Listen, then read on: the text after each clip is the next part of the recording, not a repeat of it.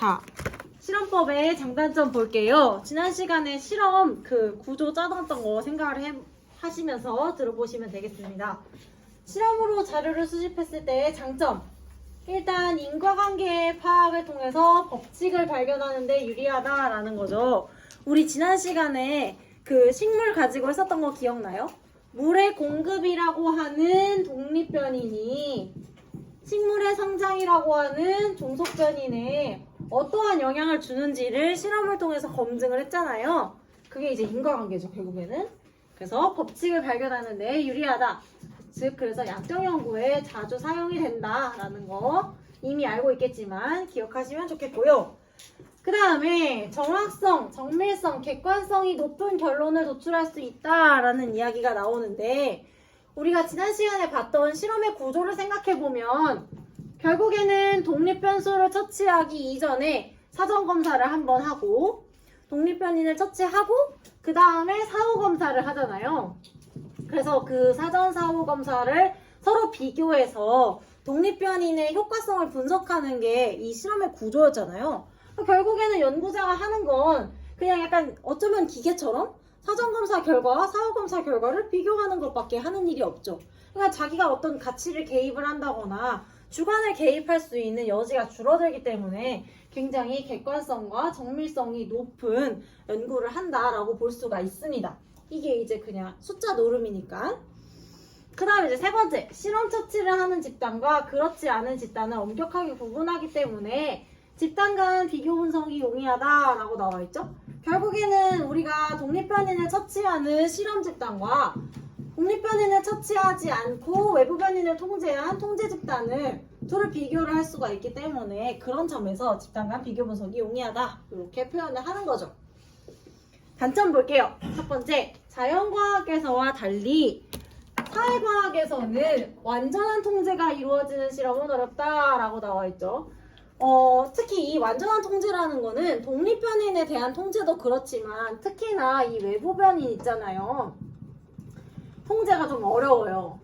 그러니까 우리가 물 주는 실험 같은 거는 사실 자연과학에서 실험실 안에서 이루어지는 건데 우리가 사회과학에서 하는 실험은 사람들을 가둬놓고 실험을 하지 않기 때문에 외부 변인 통제가 어렵죠. 예를 들면 이런 거죠.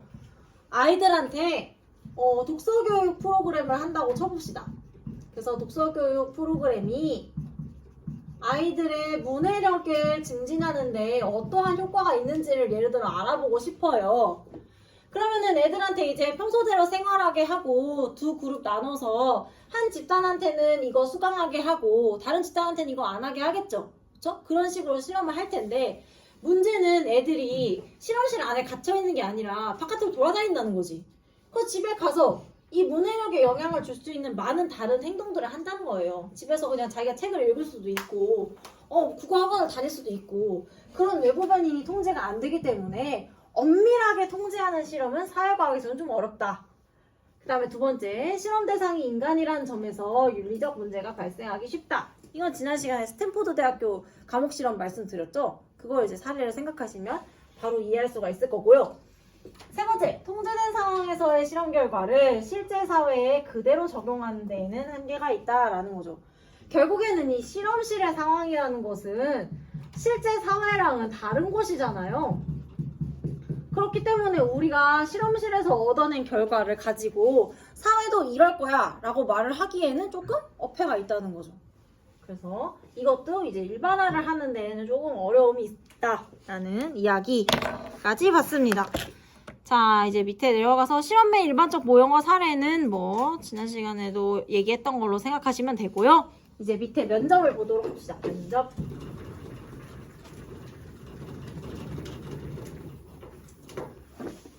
혹시 화면이 좀 작은가? 아까 키워볼까요? 그래요. 뭔가 조금 작은 느낌이 들었어요.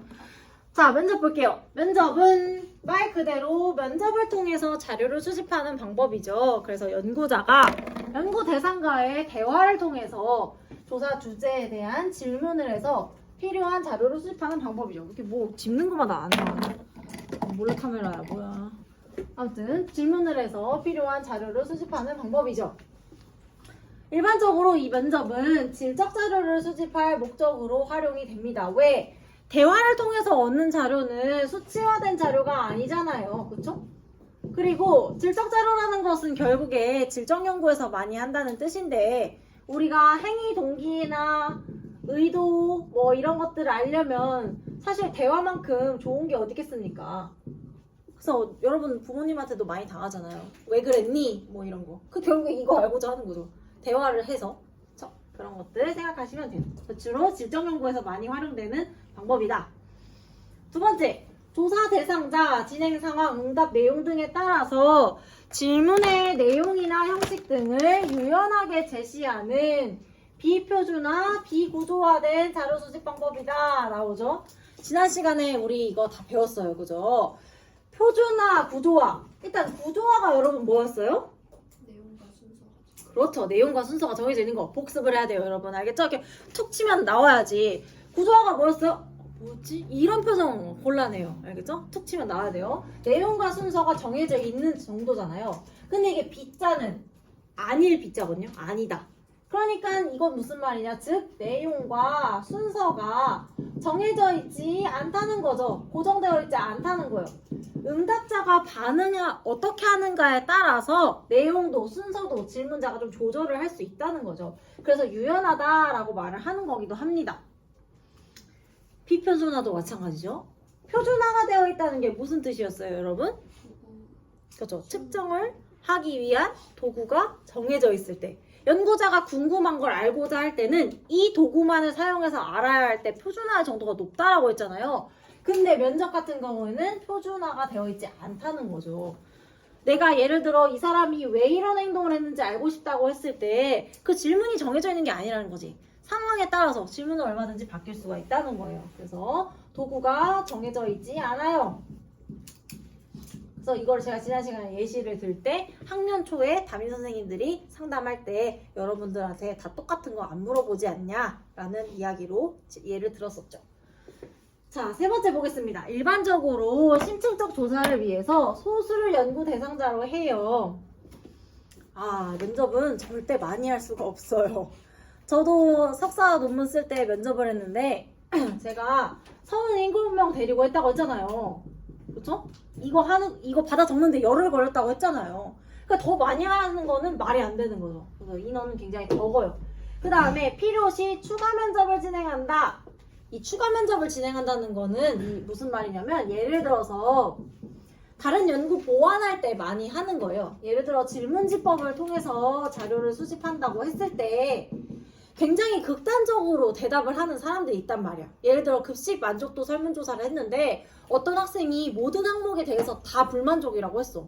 그럼 여기 선생님 보고 궁금할 거 아니에요. 얘는 도대체 뭐가 이렇게 마음에 안 들까? 그럼 걔를 불러다가 물어볼 수 있겠죠. 급식에서 뭐가 마음에 안 들어? 그런 것들 이야기하는 겁니다. 그 다음에 네 번째 해볼게요. 이거 이제 면접에 나오는 중요한 용어 중에 하나인데요.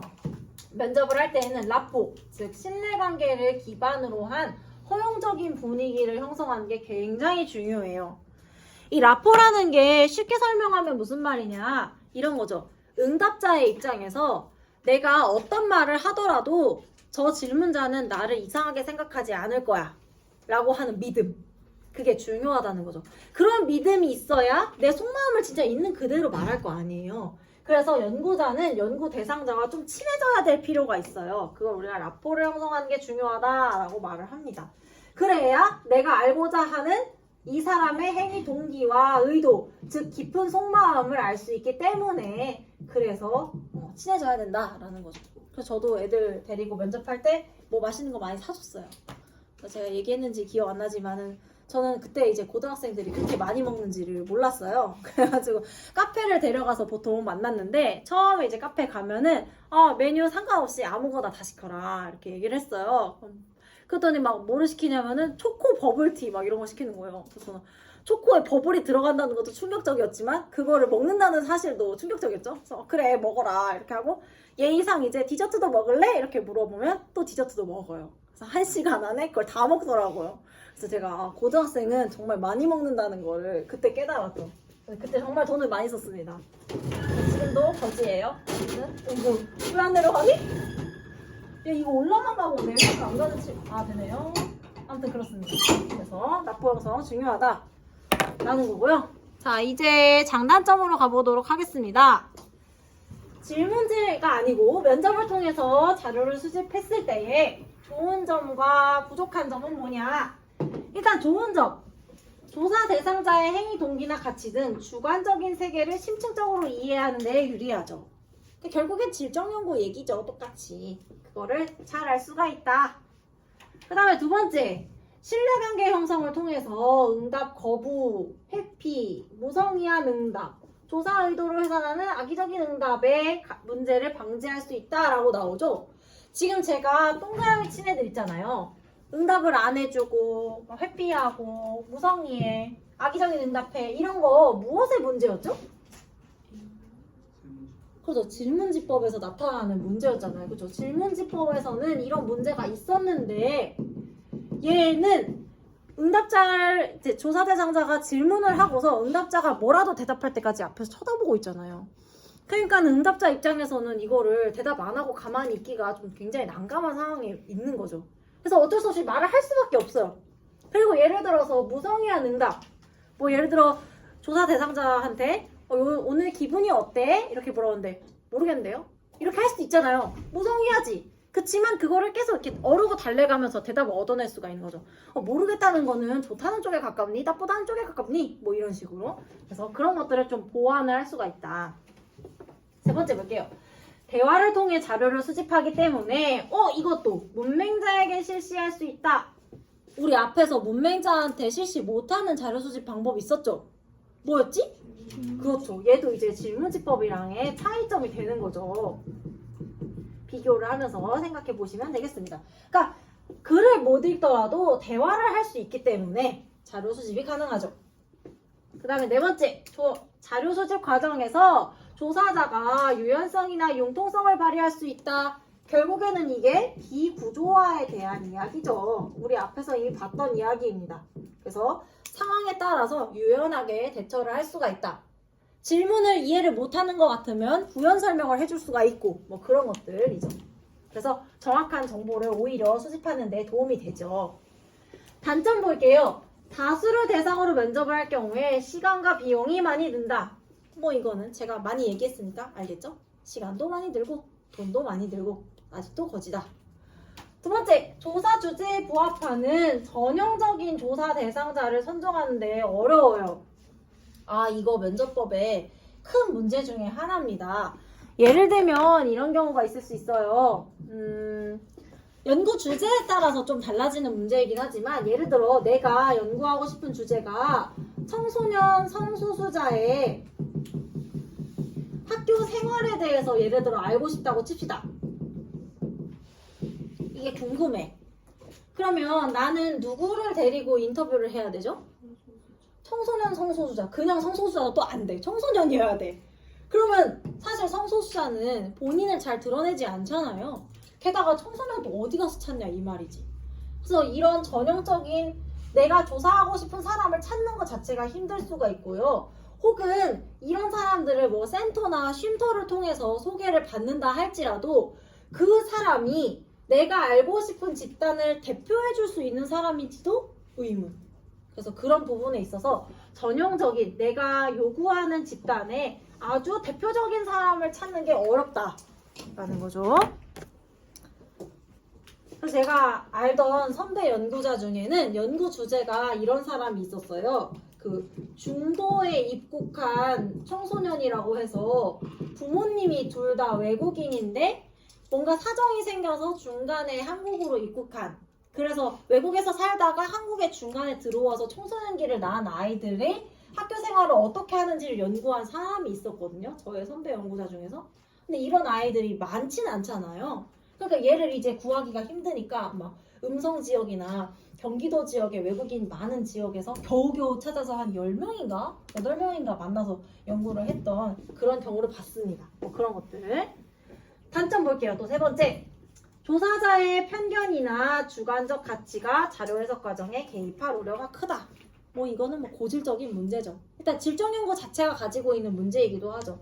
질적 연구 설명할 때 기억하시는지 모르겠지만 연구자의 직관적 통찰을 통해서 자료를 해석한다고 말씀을 드렸죠. 근거가 있기는 하나 이게 뭔가 과학적으로 똑 떨어지는 사실이라고는 말할 수가 없잖아요. 그렇기 때문에 결국에는 주관이 개입된다는 문제에서 자유로울 수가 없는 거죠.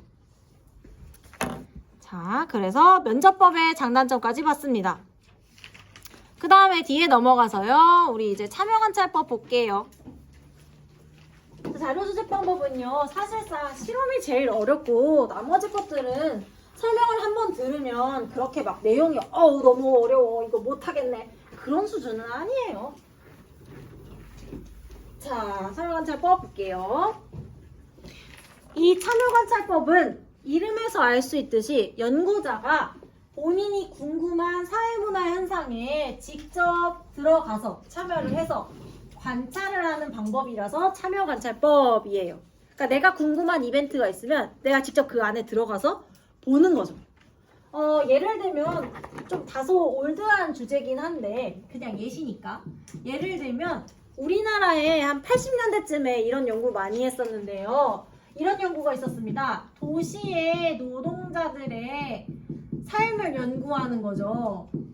한 80년대, 70년대쯤에 우리나라가 산업화를 굉장히 막 많이 하고 있었잖아요. 그래서 뭐 도시에 여자들은 막 방직 공장 다니고 뭐 남자들은 화학 공장 같은 데 많이 다니고 그랬단 말이에요. 그래서 나는 사실은 집안이 유복해서 대학원을 다니는 학생이야. 근데 도시 노동자들의 삶이 궁금해. 그러니까 나는 그 방직 공장에 그 직원인 것처럼 취직을 해가지고 가짜로 그래서 거기서 생활을 하면서 사람들이랑 친해지고 그러면서 어떻게 사는지 연구를 하는 그런 것들이 이제 참여관찰의 대표적인 예시라고 볼 수가 있겠습니다. 그래서 참여관찰은 대상자의 일상생활 세계에 직접 참여해서 필요한 자료를 수집하는 방법이에요. 특징 볼게요. 일반적으로 질적 연구에서 주로 활용이 됩니다. 내가 보고 듣는 것은 수치화된 자료가 아니잖아요. 그래서 질적 연구에서 주로 활용이 되는 거죠. 수치화된 자료가 아니기 때문에. 그 다음에 두 번째, 가장 전형적인 비구조화, 비표준화된 자료 수집 방법이다 라고 나오고 있죠. 왜 앞에 가장 전형적이다 라는 말이 붙냐면 면접과 비교했을 때도 구조화, 표준화의 정도가 훨씬 낮기 때문에 그래요. 왜 면접과 비교했을 때도 이게 더 낮냐? 아까 구조화라는 것은 내용과 순서가 정해져 있는 정도라고 했잖아요. 그쵸? 그러니까 얘는 내용과 순서가 정해져 있지 않은데 그게 더 심하다는 거지. 왜? 연구자도 앞으로 무슨 일이 벌어질지 모르거든요. 그냥 이렇게 들어와서 보는 거지. 앞으로 무슨 일이 있을 줄 알아야 내용과 순서를 내가 정할 거 아니야. 나 아무것도 모르는데. 그래서 그렇죠. 표준화도 마찬가지죠. 정해진 도구가 어딨어. 무슨 일이 일어날지도 모르는데 내가 무슨 도구를 준비하겠어요. 그냥 보기만 하는 거죠. 그래서 이런 정도가 굉장히 낮다. 그래서 연구 대상자의 생활에 조작을 가하지 않고 있는 그대로를 관찰하는 방식입니다. 사실상 연구자가 할 수 있는 게 많이 없어요. 그냥 보는 것뿐. 그 다음에 세 번째, 심층적인 연구를 위해서 비교적 장기간에 걸쳐서 수행되는 경우가 많습니다. 장기간에 걸친 참여관찰 연구의 유명한 사례들이 몇 가지 있는데요. 조금 재미있을 만한 사례가 하나가 있는데 예를 들면 이런 게 있어요. 미국의 시카고 있잖아요. 그 시카고 피자, 그 시카고 지역에서 어떤 연구자가 깽단을 연구한 문화가 있습니다. 아니 문화가 있다. 깽단 문화를 연구한 사례가 있어요. 이건 실제 연구 사례인데요. 근데 이거 연구를 시작하게 된 계기도 되게 웃겨요. 원래는 이 연구자가 시카고 지역의 빈민가에 가서 빈민촌의 문화를 연구를 하려고 들어갔던 거예요. 빈민가에 방문을 했지. 근데 갔다가 깽단한테 납치가 된 거예요. 그래가지고 이제 잡혀가서 살려주세요 이러면서 두목한테 이게 입을 잘 털었나 봐요. 그래서 두목이 얘기를 해보니까 애가 똑똑하고 좀 마음에 들었나 봐. 그래서 야, 너 그냥 빈민가 연구하지 말고 우리 조직 연구를 한번 해봐. 이렇게 해가지고 이 지역에서 얘네들이랑 7년을 같이 먹고 자고 하면서 연구를 했던 그런 사례가 있습니다. 그러니까 거의 연단이에요. 이런 참여관찰 연구는 대부분이. 그래서 굉장히 시간과 비용이 아주 많이 든다라는 거죠. 자, 이제 밑에 내려가서 장단점 보죠. 참여관찰 연구를 했을 때 장점은 무엇이 있냐? 첫 번째, 자료의 실제성을 확보할 수 있다. 이 실제성이라는 말도 사실 참여 관찰에서 거의 등장하는 말이에요. 다른 데선 잘 나오지 않습니다. 이 실제성이라는 건 뭐냐면은 실제성, 즉 실제 같은 것. 다시 말하면 생생한 정도다 라고 생각하시면 돼요. 그러니까 내가 수집한 자료가 얼마나 생동감이 있고 생생한가 라는 거거든요. 이거는 면접이랑 비교해보면 조금 더 이해하기가 쉬우실 텐데요. 면접과 비교해보면 면접은 예를 들어 어떤 이벤트가 일어났다라는 사실을 이 사람한테서부터 내가 전해 듣는 거잖아요. 한 달이 건너서 듣는 거란 말이야. 근데 참여 관찰은 내가 직접 가서 보는 거잖아요. 누구를 거치지 않고. 그렇기 때문에 생생한 정도가 훨씬 높다라고 볼 수가 있죠. 건너서 듣는 게 아니라 내가 직접 보고 듣는 거다. 두 번째 볼게요. 조사 대상자의 일상생활 세계를 심층적으로 이해하는 데 유리하다. 뭐 이건 질적 연구니까. 내가 직접 보고 들었으니까 당연히 심층적으로 이해할 수가 있겠죠. 세 번째 봅시다. 이민족과 문맹자 등 의사소통이 곤란한 대상에게도 적용할 수 있다. 이것도 참여 관찰의 중요한 특징 중에 하나입니다.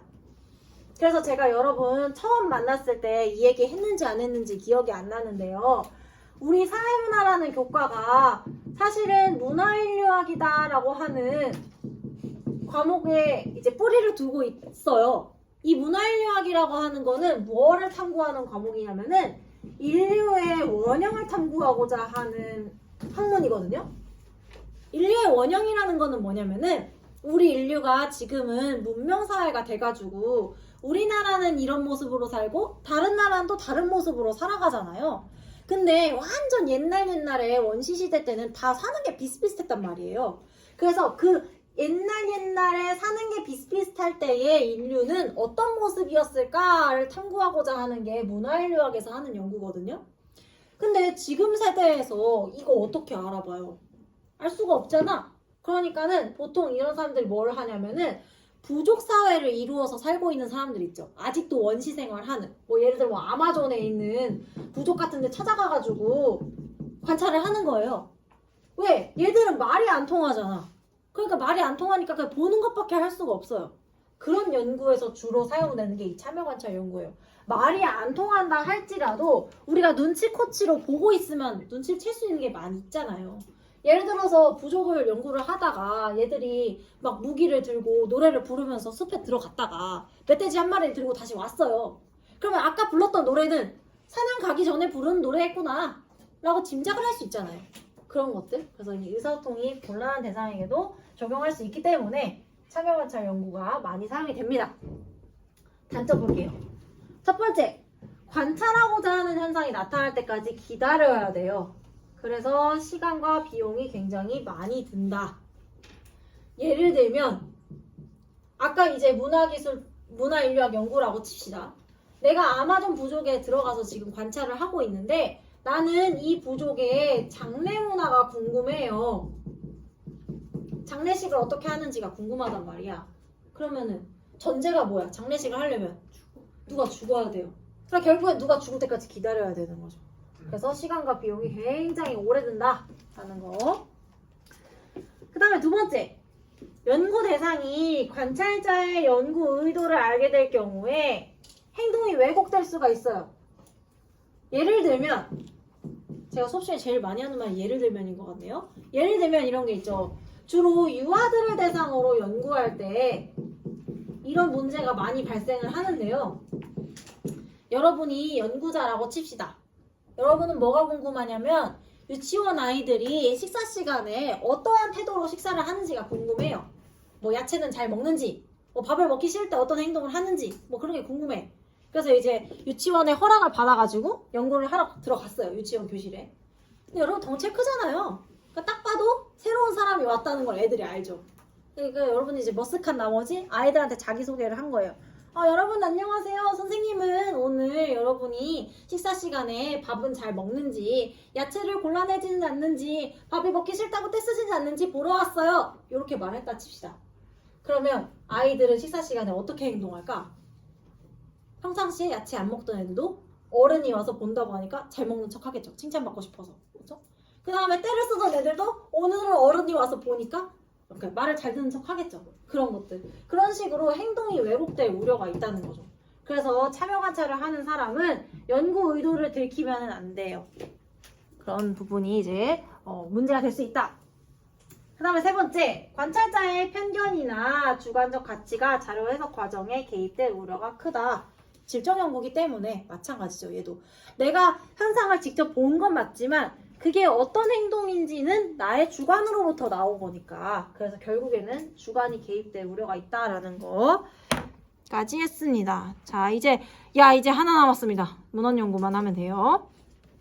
몇 시니? 아직도 20분이나 남았네. 자, 우리 문헌 연구만 하고 쉴 거예요. 자, 문헌 연구.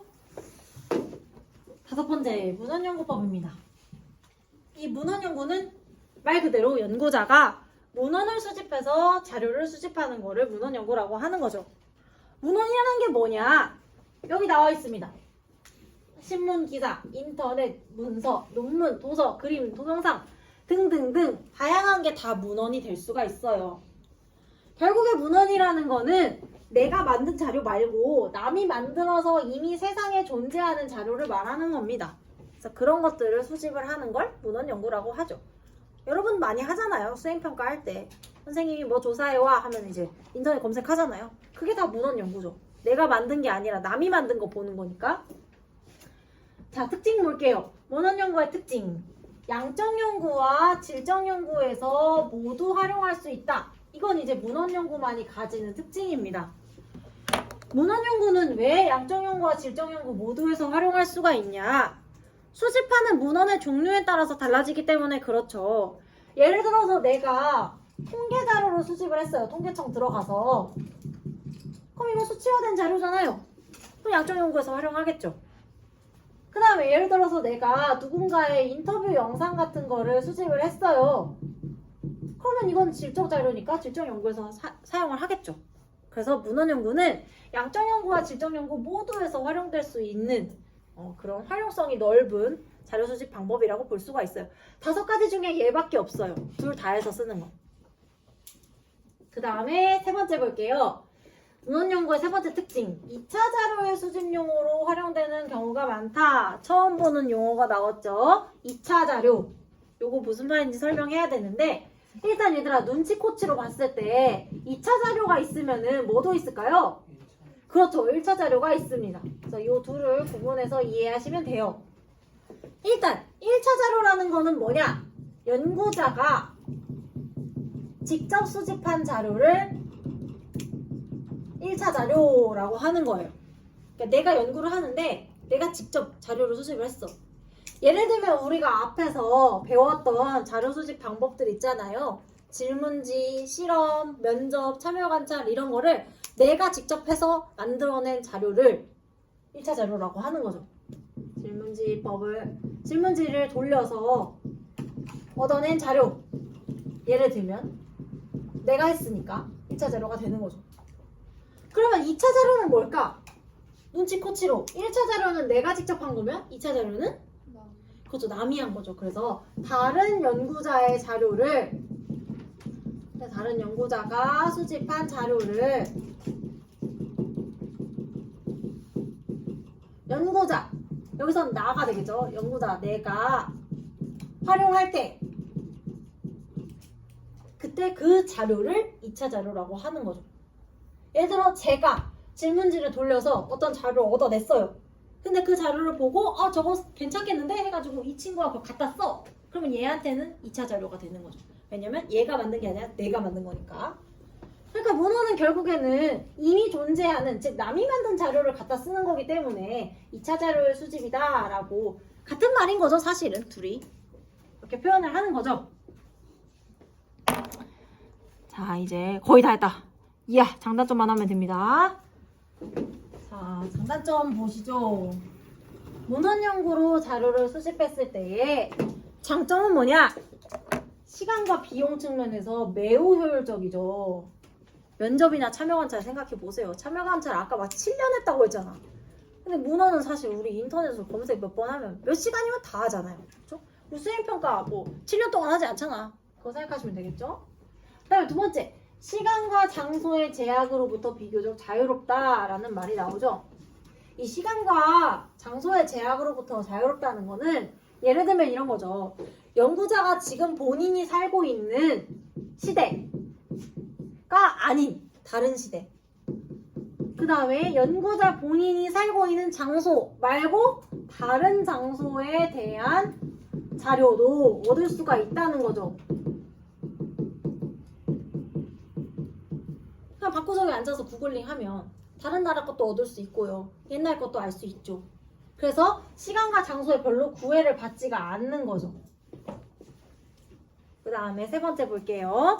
기존 연구 동향이나 성과 파악을 위한 참고 자료로 수집을 하는데 적합하다. 이런 말이 나오죠.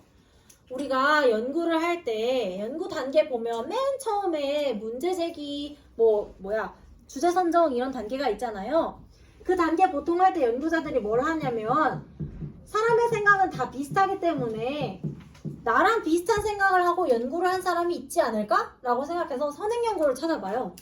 그래서 그 선행 연구를 검토한다는 것은 결국 남의 논문을 본다는 거죠. 즉 문헌을 본다는 거잖아요. 그래서 문헌을 선행 연구 검토할 때는 문헌 연구를 할 수밖에 없기 때문에 지금 그 얘기가 나오는 거예요. 그 다음에 단점 볼게요. 문헌 연구를 할 때 단점. 문헌 연구는 문헌의 정확성과 신뢰성이 있어야 결국에는 그것을 기반으로 한 내 연구의 정확성과 신뢰성이 확보가 되겠죠. 근데 그 문헌이 정확하고 신뢰가 있는지를 우리가 알 수가 없다라는 문제가 발생을 하죠. 그래서 궁극적으로는 내 연구의 신뢰성이 이제 위협을 받는 경우가 발생할 수 있다. 내가 참고한 문헌이 사실이 아닌 경우에. 그 다음에 두 번째, 문헌을 해석할 때 연구자의 주관적 가치가 개입될 우려가 있다. 이것도 똑같죠. 텍스트, 그 다음에 아까 영상 이런 거를 내가 보고 해석을 하는데 그것도 마찬가지로 결국에는 연구자의 주관이 개입되어서 해석을 할 수밖에 없다라는 거죠. 내가 쓴 사람이 아니기 때문에 그 자료를 내가 만든 게 아니기 때문에 남이 만든 거라서 그거는 해석은 나의 몫이라 주관이 개입될 수가 있다 라는 거까지 했습니다. 자, 오늘 여기까지 하고요. 문제풀이는 다음 시간에 하도록 하죠.